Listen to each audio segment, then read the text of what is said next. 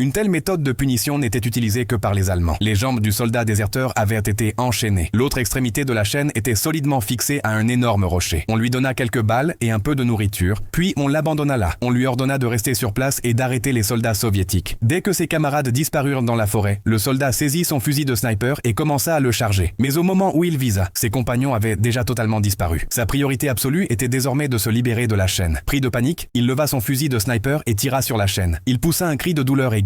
La chaîne était beaucoup trop épaisse pour se briser. Il lui fallait trouver une autre solution. Il fouilla dans son sac et y trouva une paire de lunettes. À l'aide d'un petit couteau, il retira les verres. Il plaça les deux verres l'un contre l'autre, puis cassa une branche de pin et en extraya la résine avec son couteau. Il mâcha la résine jusqu'à ce qu'elle devienne molle, puis l'appliqua sur les bords des verres. Il ajouta une autre petite branche et remplit l'espace entre les verres avec de l'eau. Ainsi, il fabriqua une loupe artisanale. Au bout de peu de temps, la mousse prit feu. Le soldat rassembla rapidement des branches sèches pour attiser les flammes. Une fois les branches bien brûlées, il versa de l'eau froide sur le rocher. Le changement brutal de température fit craquer la pierre avec fracas. Il essaya de tirer le clou, mais ce n'était pas encore suffisant. Pourtant, il n'abandonna pas. Il répéta ce processus encore et encore. Peu à peu, le clou commença à sortir. En peu de temps, un grand trou se forma dans la pierre. Encore quelques tentatives, et le clou sortirait complètement. À midi, le soldat était assis près du rocher lorsqu'il entendit au loin le bruit d'un moteur. Il attrapa immédiatement son fusil de sniper pour observer. Un camion militaire soviétique passait par là. Heureusement, il ne le virnit pas. Il savait qu'il devait agir vite, mais la situation empirait. Les branches tenaient presque épuisées. La nourriture touchait à sa fin. Même l'eau restante dans le seau en métal ne remplissait plus qu'une tasse. C'était sa dernière chance. Il versa le reste de l'eau sur le rocher et tenta de toutes ses forces d'arracher la pierre fissurée avec ses outils. Mais le clou ne bougea toujours pas. Il retira alors toutes les balles et rassembla la poudre dans une boîte métallique. Il versa la poudre dans le trou, posa une pierre par-dessus, puis jeta de la mousse enflammée à l'intérieur avant de se cacher derrière un gros rocher. Une violente explosion retentit, accompagnée d'un nuage de fumée blanche. Il se leva précipitamment pour regarder, mais le clou n'avait toujours pas bougé. Fou de rage, il donna 2 violents coups de pied contre le clou, sans résultat. Alors, à l'aide de la sangle de son fusil, il coinça un rocher qui se trouvait à distance. Le tenant à 2 mains, il frappa le clou encore et encore avec la pierre. Le jour laissa place à la nuit, mais il continua sans s'arrêter. Des ampoules se formèrent sur ses mains. Finalement, il tenta une dernière fois. Cette fois, le clou commença à bouger. D'un puissant effort, il l'arracha complètement. Il était enfin libre.